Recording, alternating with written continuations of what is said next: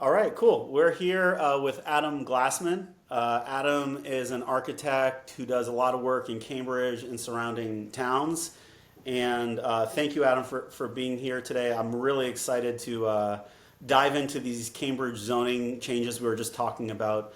We're both getting a lot of calls about what's been happening, so I'm kind of pumped to get into it. Maybe just before we kind of get into the Cambridge zoning stuff, can you just quickly share a little bit about who you are, how long you've been doing this, how did you end up in Cambridge, doing a lot of hmm Cambridge and adjacent neighborhood like areas, and just kind of give a quick overview. Well, my wife and I have lived in Cambridge since 2003. So my first jobs up here after we moved up from Philadelphia were at Cambridge offices, and we've always lived in Cambridge, worked in Cambridge, and then I started getting my own projects maybe 2014. Did my first bit of zoning work for a dormer in Cambridge.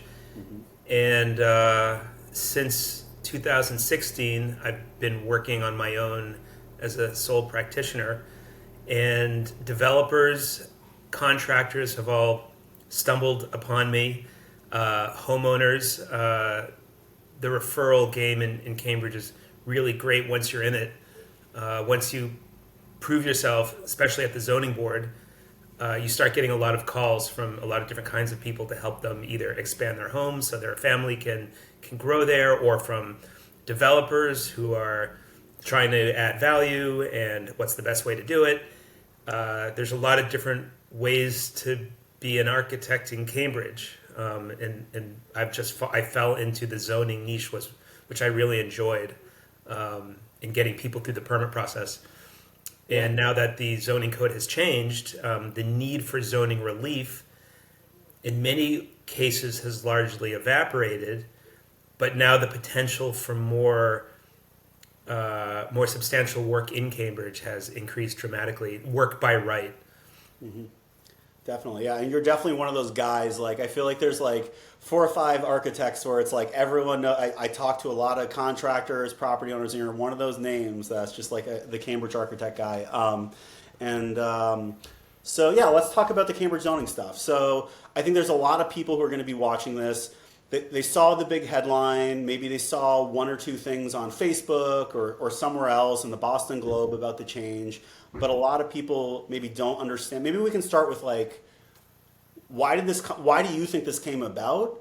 Like, and then what was it like before, and how has it changed fundamentally? Like, what are the big changes here? Well, the zoning codes all over the place were written a long time ago. I want to say in the 40s, and there was probably a lot of demographic movement at that time, and I don't know that it was the intent of all zoning codes or the intent of everyone writing all of these zoning codes, but they've been referred to exclusionary zoning because by limiting one and two family dwelling units to certain neighborhoods, that effectively kept a lot of groups out.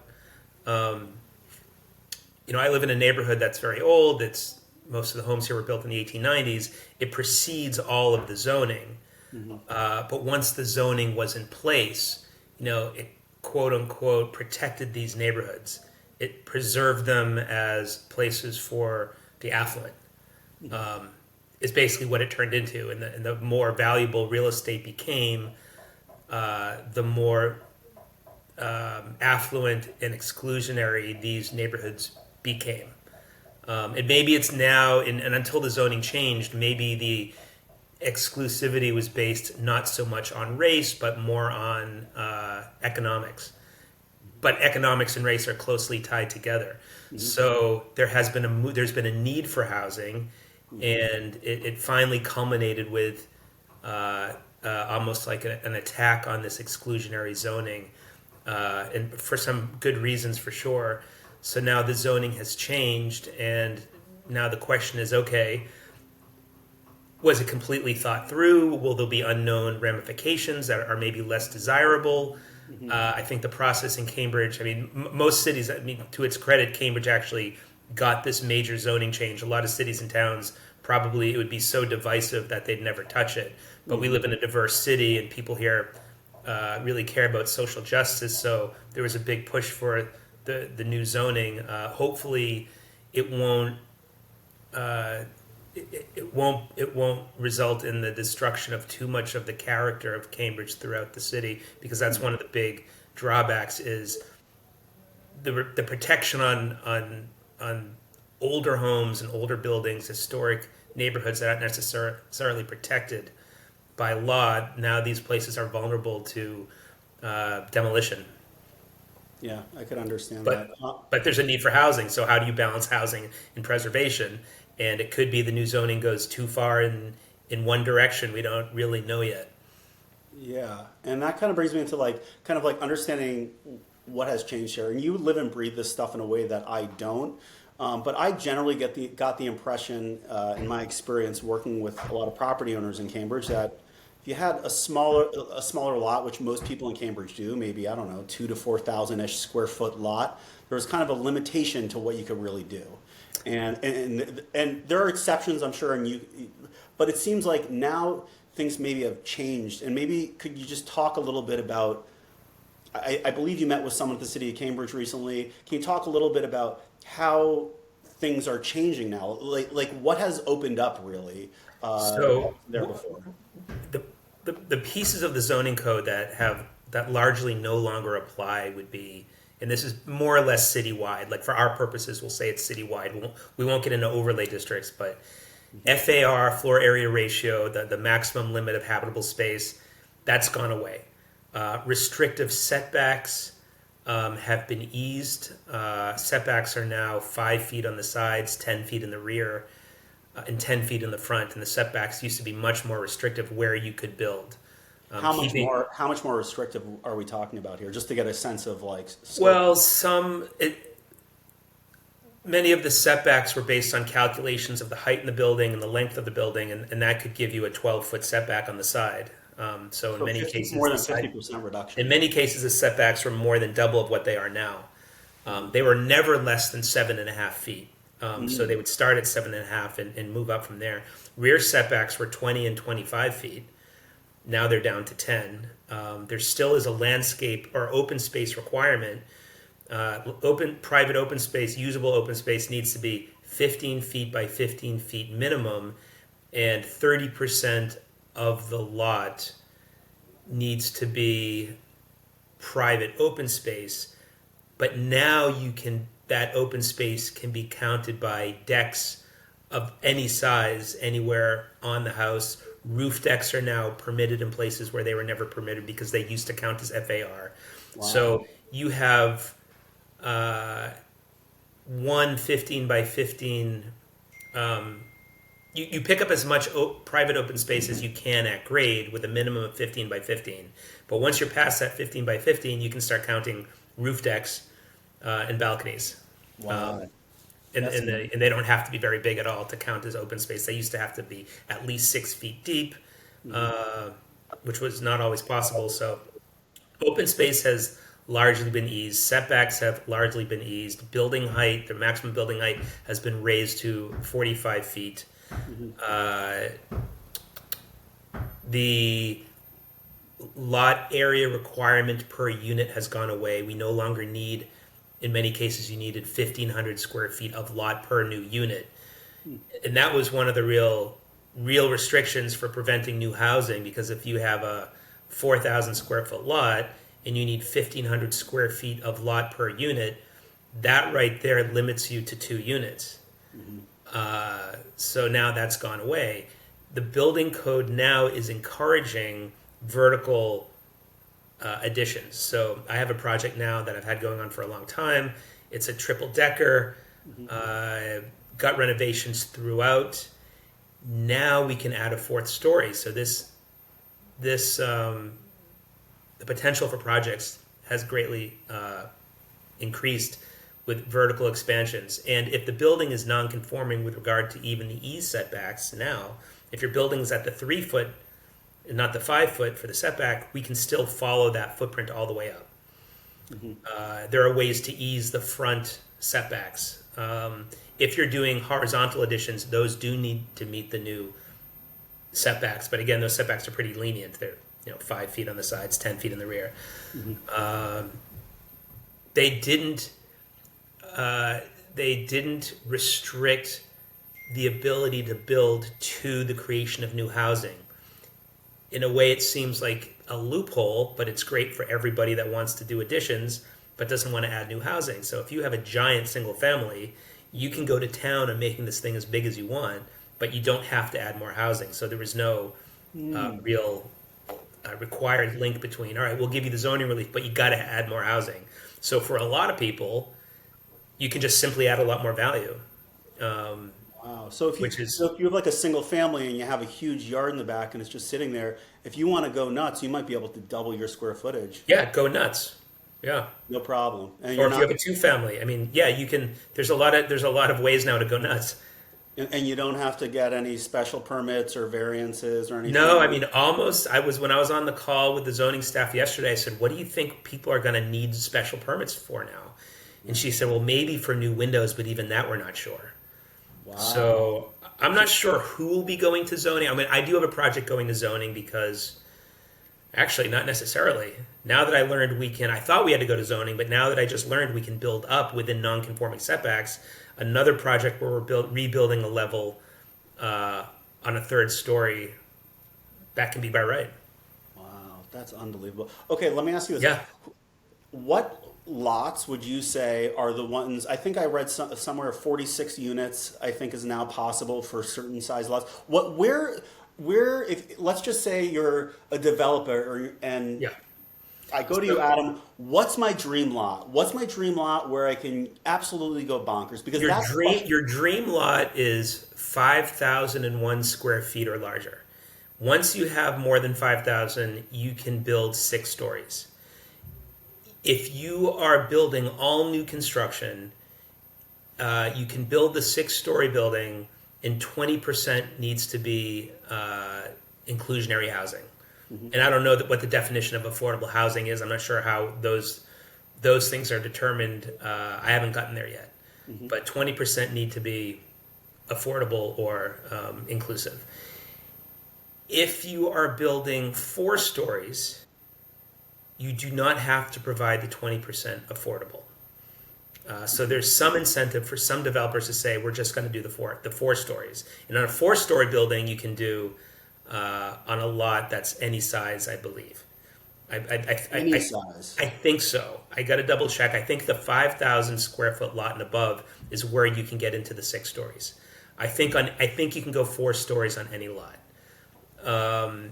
There's also a threshold where if you're building more than 10,000 square feet in more than some number of units, it might be 9 units, can't quite remember, that also triggers affordable housing. The 20%. So there are some thresholds, the 20%, that trigger 20%, but there's a lot of room to add housing and development without going into the affordable component. Also, if you have an existing structure with 3 dwelling units and you're adding another 10 dwelling units, the 20% only applies to the new housing. Oh, and the new square footage. So if you've got an existing 4,000 square feet with 3 dwelling units, neither the area nor the dwelling unit count applies towards the threshold of adding affordable units. Got it. Well, that's interesting. Okay, so maybe we can go into a little bit into an example here. Let's say someone has a tiny single-family house in Cambridge. It's a small house, a 2-bed, 1-bath little house, and it's on a 5,001 square foot lot. Sure. If I'm a developer, what could I build? And then also what are we talking about in terms of the livable square footage maximum, the number of unit maximums in a situation like this? I don't think there is a unit maximum. I mean, there's a story maximum, so that limits how many units you can build. But I don't believe there's a limit to the number of units that work within 6 stories. And the bigger your lot is, the bigger the footprint of the building is, so you can add as many units as possible, as physically possible as you want. If there's a lot that's, no matter how big the lot is, if there's a small single family, a developer's going to want to buy the lot, and they're going to want to tear the house down. And there's some chance not every single family or every building in Cambridge is deemed as preferably preserved by the Historic Commission. In Somerville, if your structure, I think, is over 50 years old and you want to demolish it, you got to go to the Historic Commission and have a hearing no matter what, where they decide if it's preferably preserved. In Cambridge, they seem to have an administrative process for saying this isn't even worth going to the Historic Commission. Like, we've got no issue with demolishing the house. And I've had a bunch of single families like that where we had some really old eyesores. I mean, not old antique, just old eyesores. So taking them down was a benefit to the neighborhood, and building new construction was a benefit to the neighborhood. And the Historic Commission has let us do that without a hearing. If it's one of those, then you can easily demolish the building and go to town on the new build. If it's a house that they deem preferably preserved, there will be a hearing. They will determine that it's preferably preserved. Then the clock will start on the 1-year demo delay. During that time, there is leverage on both the developer and the Historic Commission to reach an agreement or a compromise on what this new development looks like. But after a year, the developer can demolish the house and do whatever he wants. In some cases, the economic incentives may be so great that developers are just going to buy the property knowing that they're willing to wait a year to demolish the building. Now, if it's a building that really does have some historical significance because maybe of who lived there or who built it or what happened there, the Historic Commission could initiate a request for a landmark study, which I believe has to be approved by the City Council. There is potential for some projects to be held up another year because of the Landmarks Commission. Those don't happen often, and the Historic Commission probably has to be very selective in which properties they care most about to initiate the process. The work hours, the budget, the time it takes to go to the City Council. So, do you feel like there's going to be a lot of perverse incentives going on? Like, I was just looking at a property. Some people I've helped them. They have like a huge, beautiful Victorian home, incredible location in Cambridge, a couple blocks to Harvard Square, and it's a home that's probably worth $4 million, but it's on a huge lot. yeah, And I'm starting to think, they could sell for $4 million, but based on what you're telling me with this Yeah. lot, Yeah. the developer could probably knock the whole, even though it's a beautiful home, Yeah. they could knock Absolutely, it down and and put in God knows how many units. well, that's a problem with the new zoning code. It didn't go very far, didn't do anything really to protect these structures, which might not be officially protected, but they really do contribute to the character of Old Cambridge. And you might have an intersection with 4 original vintage structures, and that's the character that brings to the city is valuable. A lot of people, especially developers, don't give a hoot about that stuff. They don't live in Cambridge, and some of the profit potential is so great. And you'll have a lot of homes that I think where homeowners now, they may not want to sell out to developers, but when they pass on and their kids inherit these properties and they don't live here, and what are they going to do with it? And a developer offers them $12 million for the lot. Like, why wouldn't they sell it? So in some weird way, like this new zoning, it was a big gift to people who own already valuable real estate. Yeah, that's really interesting. What is your general feeling? I mean, it's very fresh. This isn't that. It's very new. What's the temperature right now? Is there a feeling of you're getting calls and people are saying, "Let's go, Adam, let's put something together." Yeah. What can we do? Ability study, or is there a sense of why don't we wait a little while? Let's let the first couple people go in and see how it goes. No. It's the Everyone first. wants to start now. Everyone's ready to start now. Yeah. Wow. Yeah. Oh my gosh, very interesting. Wow. So What it else just can I sounds. tell you about it? Can you tell me a little bit about? I mean, you're talking to people on the ground going through this. Do you have a sense? I mean, it's early days. Where are things going to be in 5 to 10 years? Are we going to be in a situation where there's going to be, like, where do you predict things going? Do you think there's a gold rush here going on that's going to happen for a couple of years, and Cambridge is going to be totally different in 5 years from now, or where do you see things going?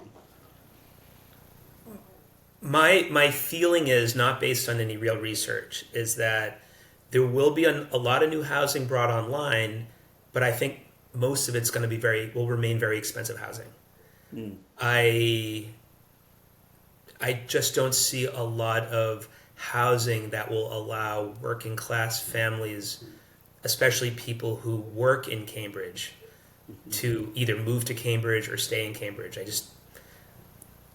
don't know how much housing it would take, how much supply it would take to actually bring the cost of these new units down far enough so that it's still not for the affluent, the highly educated, the people in the information economy. That's just my feeling, but That's what it feels like to me too. I mean, you look at Cambridge, and I mean, I look at these properties, and you go to these open houses, and you see so many people that are there's just a lot of very wealthy people here, you know, and there's so between Harvard and MIT and access to downtown Boston and parents and I don't know how many developers are going to find the value in these affordable units. I don't know enough about what it means for a unit to be affordable, yeah. Or inclusionary relative to the market rate. I don't know much about that, but I do know a lot of developers aren't interested in that. Some of the more of the savvier developers, I think, are interested in making the inclusionary component work. Yeah, and also the parking unknowns. I mean, I know we have a lot We of didn't talk about parking. How is parking impacted by all this? well, we have a lot of hubs near public transportation, and we have a lot of good bus lines, but families public transportation isn't so great in Cambridge that you don't need a car to get your kids to school or go food shopping.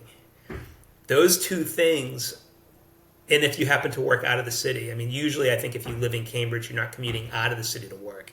Usually you live in Cambridge, or you work in Cambridge, or you work in Boston, which is an easy enough T-ride.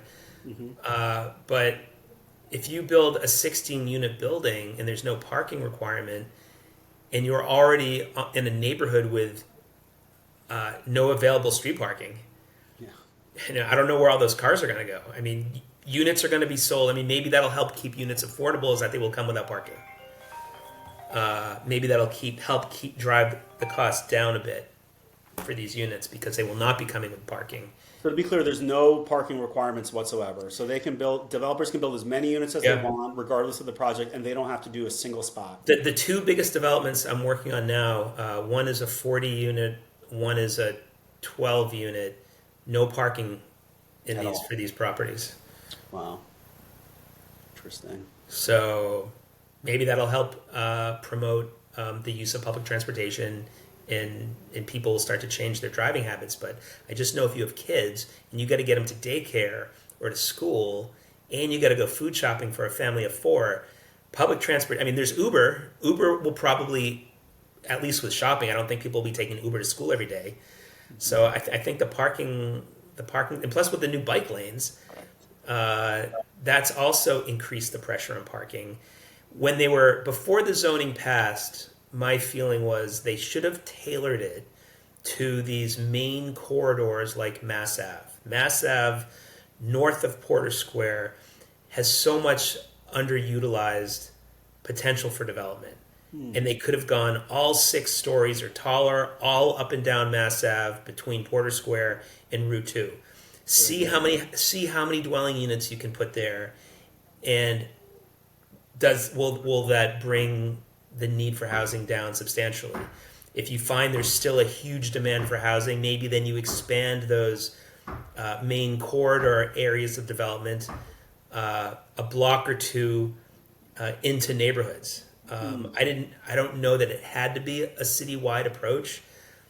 All or nothing seemed to have been an all or nothing approach, and I didn't really follow the whole zoning process while it was going on.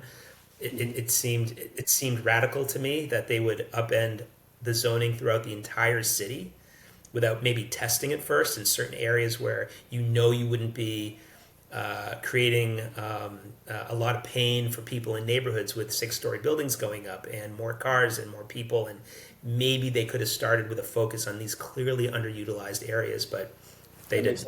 Yeah, that sounds like a But you know what? There's a big bright side for people in my industry, architects and builders and developers, It's going to be a because boom. now it's citywide and there's a lot of work to do, and hopefully everyone will do their best to make all this new construction high quality and pay attention to the character of the neighborhood and be sensitive to those things. And there is a tendency for a lot of certain kinds of developers to cut corners on landscaping and materials and lighting. And for this to open the gates, just a lot of kind of mediocre construction is really sad. I mean, there are no rules in place to guard against, shoddy, ugly construction, and lights installed that will shine in their neighbors' bedrooms, and putting up no landscape buffers. There's no requirements for this stuff, and I don't understand why. It could have been easy to provide just some language. All exterior lighting will be kept on site. All exterior lights will be shielded. There'll be certain kinds of landscape buffers planted between units if a building is within 7 feet of a lot line. I mean, it could have been. There could have been some protections for quality of life for the people who are already here, but there was none. And the zoning changes, just to be clear, they're totally done. There's no more space for adjustments, or it's unlikely that we're going to see any adjustments. Is that fair to say? Adjustments, amendments take place. They take time. They take a need and some kind of public outcry, but that process is very slow. Part of the new, couple things to talk about, the ADUs. Yeah, I wanted to. There used to be restrictions on ADUs, how many you could have and how big they could be. Now in Cambridge, you can have as many ADUs as you want on a lot. So the real question is, well, are they ADUs or are they just dwelling units? Why even call them ADUs? I'm not sure there's a reason to call it an ADU anymore. I think you just call it a dwelling unit. What do you mean that you can do? So let's say I have a single family, I have a large, or a multifamily, and I have a large yard in the back. When you say you can do as many, as long as it follows those setback rules? The ADU laws that have been passed in recent years were a way for homeowners to add value to their home, provide some amount of new housing in the city. Often it was for maybe grandparents or people renting apartments locally. And it was a way to give homeowners something. Why should the developers be the ones who are making all the money? Let's allow owners of 1 and 2 family homes, people who live in those homes, to add some value and add some housing, either for their own family or for others who want to pay them rent. And if the rule was you had to live in the house in order to rent it out, and it wasn't like you could break it off and sell it as a condo. It was not a 2-family per se. It was a single family with an accessory dwelling unit you could rent out as long as you live there. Now state law says you do not have to live there. And additionally, in Cambridge, and I'm still not clear how the state law and the Cambridge rules intersect exactly, but I had my conversation with the zoning staff yesterday, and the short of it is you can have as many ADUs as you want. They can be as big as you want. So it's not, Maura Healy, I believe, her whole thing was 900 square feet, I believe, was the ADU on the state level, right? It is, but our new zoning code, I don't know that it even addresses ADUs anymore. I mean, it's just dwelling units now, which is great.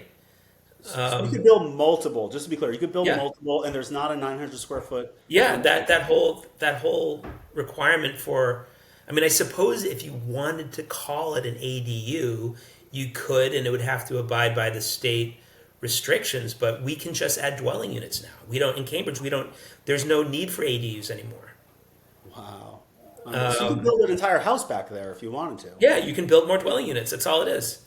I mean, for a while it was putting ADUs, because they were so small, they were trying to focus ADUs in basements or in existing garages that you could convert into an ADU. You couldn't just build a new ADU in your yard. It had to be either in the basement or in the primary structure or in an existing garage that you wanted to convert. But now that all goes away, so there's really no need for ADUs in Cambridge anymore.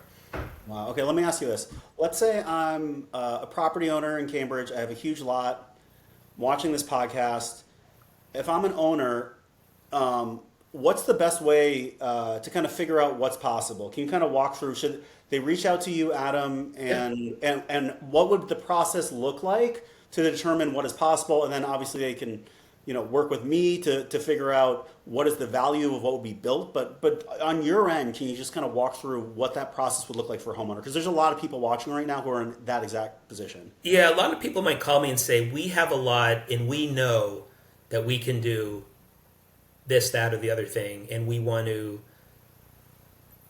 start designing it. What are the first steps?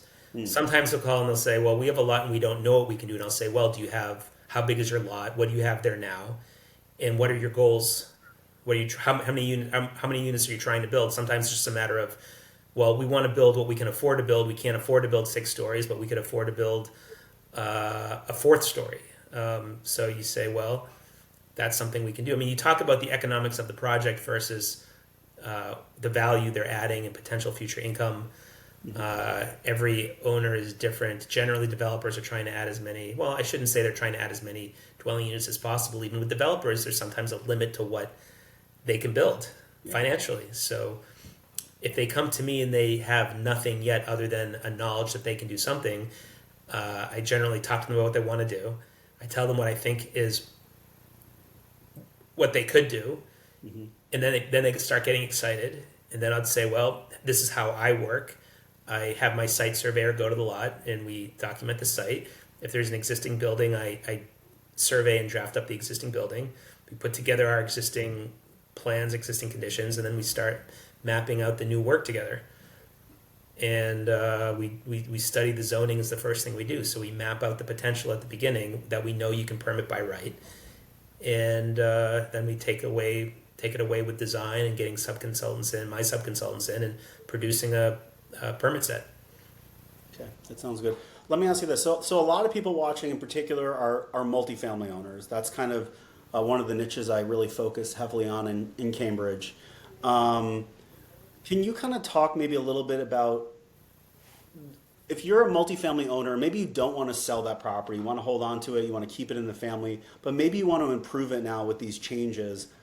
Who are the landlords that are in a position? I know you mentioned the 5,000 plus square foot lot, but what's an ideal situation? Is it that you have a large backyard, a large side yard, and 5,000? What should I be thinking about where it says, okay, it might be worth hopping on a call with Adam because there really might be a chance to add a lot of value here?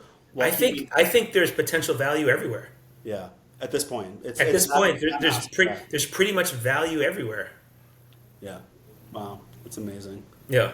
Because even if it might just be, a vertical. Yeah, it might be converting a shallow attic into a mansard roof addition, which is like adding a whole story to your house, and it can just be for expanded living space.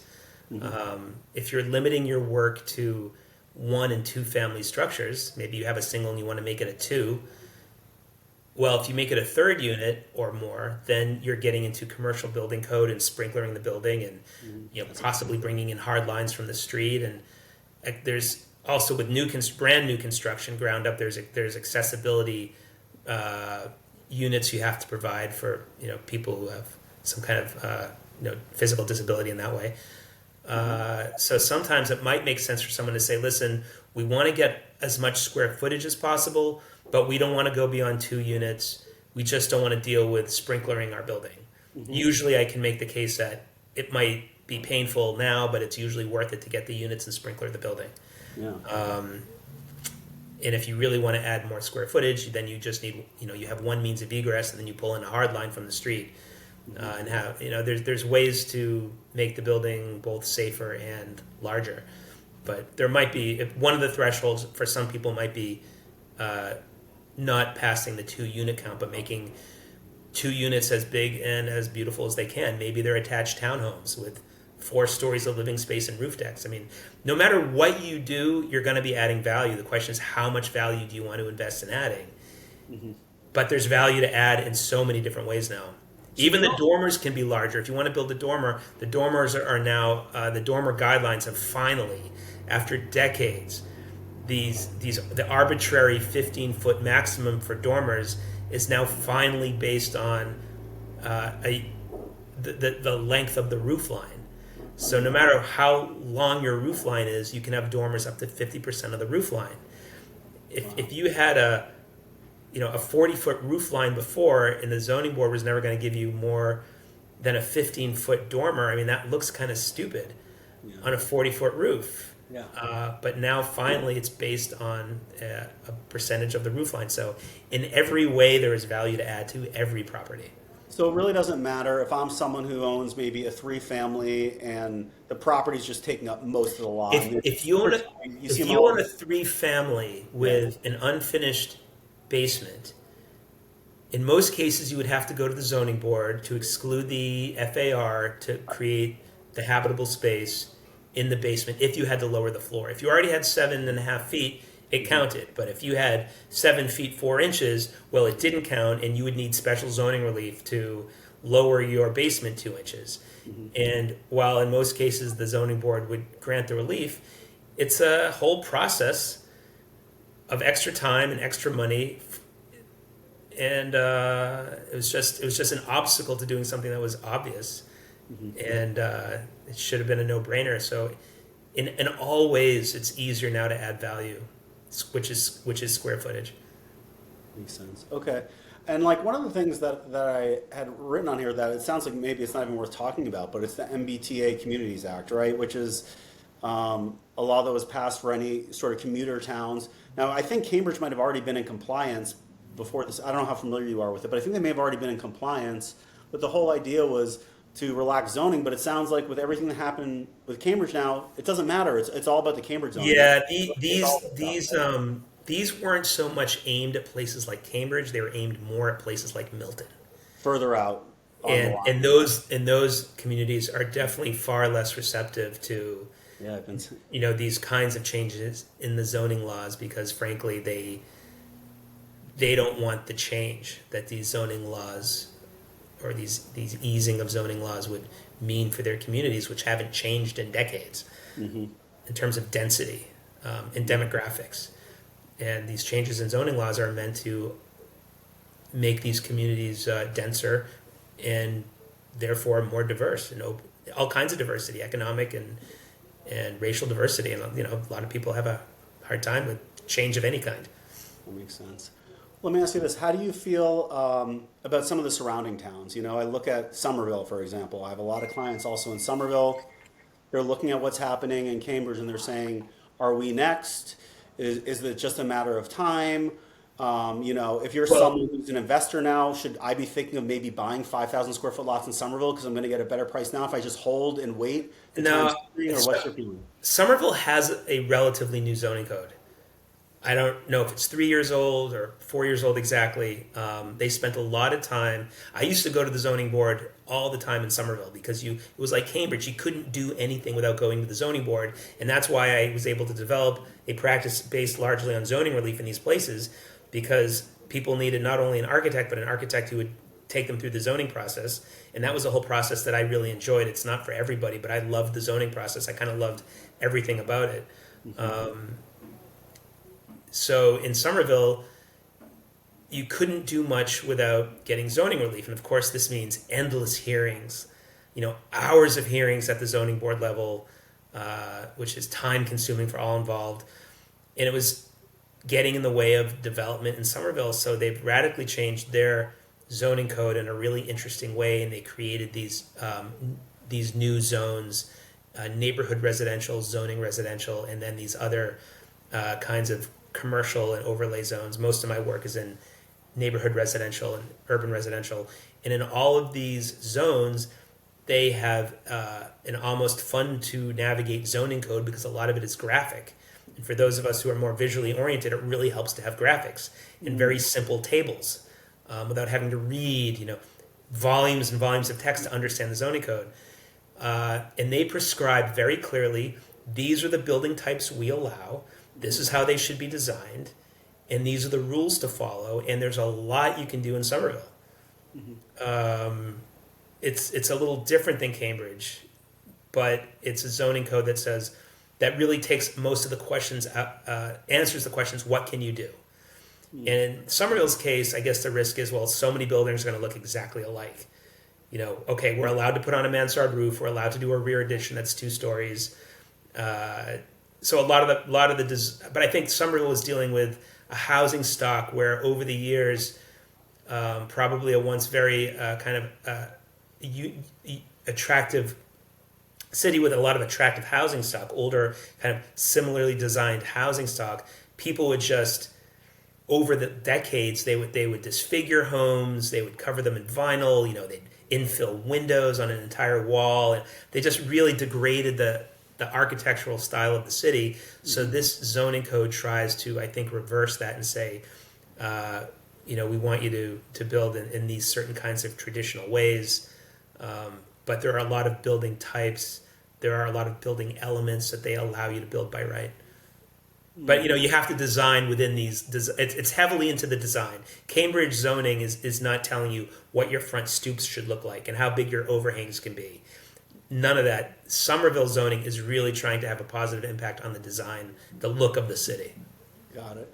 And it's much more restrictive than the new Cambridge zoning. And actually, what happened in Somerville was, in an NR zone, for example, you could build additional units on your lot, but once you passed the 2-family mark, the 3rd unit had to be an affordable unit. And Somerville had its own definition of affordable and what that means relative to market rate. And again, I never got into that stuff, so I didn't totally understand it. But what I knew was none of my clients wanted to add the 3rd unit, and neither did anybody else because nobody was building the 3rd unit. So Somerville just recently changed the code that says you can build the 3rd unit now without having to be affordable. So now there's a new building boom in Somerville to build the 3rd unit. And then, of course, there's always duplexing and utilizing attics and basements in a way that for decades nobody did. What about cottages? A lot of people aren't too familiar. Can you share a little about the cottages? And again, like Somerville, they don't even address ADUs in their zoning code. It's just a dwelling unit. The backyard cottage, it's limited to 570 square feet of footprint, not of size, of footprint. So you could build a 570 square foot footprint. You can finish the basement, and you can build a half story on the top. So that could be a 1,400 square foot unit, and it's not an ADU; it's a unit. Somebody who buys a condo in the primary structure can also buy the cottage, and they could rent it out and then sell it later, or it could just be sold to a homeowner who wants to live in a cottage. So it could be or you could sell it to somebody who doesn't even want to live on the property. They just want to own the cottage, but they want to rent it out. They want to make it a rental property. So the cottage allows people with deep backyards to utilize the depth of their yard. There is a lot coverage requirement of no more than 60%, which is pretty generous, I think. There are certain requirements like no 2 buildings on a lot can be within 10 feet of each other. But again, in Somerville, there's really no parking requirement. So there's a lot of development to do in Somerville too. That's good. Well, this has been really, really helpful. Is there anything else you want to add around the Cambridge zoning? I mean, it sounds like what you're saying is this is just a bonanza. This is whatever you have. There's a lot of value. Yeah, it feels like a gold rush, and even a lot of questions that we give to the zoning staff, they're not totally sure yet, but they think they know what their interpretation will be when it comes down to it. But right now, it's not about restrictions. It's about everything you're allowed to do. Do you think there's any risk here that a developer goes in gung-ho, they put together their numbers, they say, we can do 45 units, 1,000 square feet each, and then they begin the process, and because this is so new, they say, wait a second, actually, we can't for this, and this, or is that there's the zoning code, but then there's also the building code. And the building code says, well, if you're between 5 and 10 feet from a lot line, your window openings are limited to this percentage of that floor. So if you're counting on having 1,000 windows within 5 feet of a lot line to accommodate all these bedrooms, that might not happen. So there's always the zoning code to think about, or the building code to think about, but I don't see too many pitfalls with the building code yet. Okay, that sounds interesting. And just to And go it's back, hard. It's hard because some people don't want to jump into anything until they feel like they know everything about what they can do and what the restrictions are. But the fact is, you usually need a team of people who are all working together to understand all the development potential and the building code restrictions and whatever zoning restrictions apply. And that all can't be done before you buy a lot unless you're paying everybody to do all that work. And if you're paying a whole team of people tens of thousands of dollars, like you usually don't want to do that unless you know you're buying a lot. you don't have a sense of what you're getting into. So the more due diligence you can do, the better off you're going to be. And a lot of architects like myself are happy to give a consult at no charge. Give you an hour or two of time for sure, but even then, without a site plan, without building plans, the less information we have about the building and the lot, the less information we can provide. That makes sense. And again, just to go back to what you said before, it's like 5,001 is kind of the magic number. If I'm a property owner in Cambridge right now, or if I'm a developer seeking something out, it's nothing more than that. It's not 10,000 plus. It's 5,001 is kind of the magic number, and that's a number that definitely exists. And I think that was one of the questions I had, because I feel like a lot of developers I work with, we look at certain towns, and it's like you're looking for kind of a diamond in the rough. You're looking for an outsized lot. Yeah, but and also a lot of these lots that are 5,000 and greater, like they're not in East Cambridge. Yeah. They're not in Mid Cambridge. They're in West Cambridge. They're in these neighborhoods that have been maintained as large single-family homes for a very long time. So that's where a lot of these, Cambridgeport doesn't have a whole lot of 5,000 square foot lots. There are some here and there, but most of those lots are in, west of Harvard Square. It's just very bizarre, because it's like you think about that. I think about those houses, and that's Cambridge. When you think about Cambridge, like you said, it's the character thing, and it's like to imagine those being wiped out over a 10, 20-year period and having 500, 600 units in West Cambridge, it's just hard to fathom. A lot of people would say that is a lot of real estate owned by very few.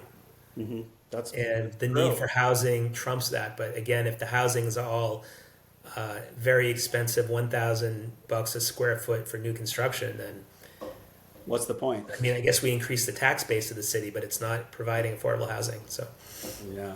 Well, thank you, Adam. I appreciate it. Is there anything else you want to add? I mean, I've been peppering you with questions. Is there anything else you want to add? I definitely want you to share a bit about how people can reach out to you, the best way to contact you if they have a situation that they want to run by you. Yep. Anyone can call me anytime. My number is 617-412-8450. My company name is GCD Architects. If you Google that, you'll find my webpage, which is very it's very outdated at this time. It doesn't show much of my more recent work, but it does show who I am and some of the projects that I was doing for a while. Awesome. That sounds good. Well, thank you again, Adam. I really appreciate your time. And Adam's great. He's extremely knowledgeable and also responsive, which I really appreciate, because there's some other architects that are great, but sometimes it's like hard to chase them down. So I think that's really one thing that's really great working with you. You've been awesome to work with. So thank you, Adam. I appreciate Showing up is half the battle. I think so. I think it's underrated. Thank you, Adam. I really appreciate your time. Thanks. Yep. All right. Have a good one. Bye. Bye.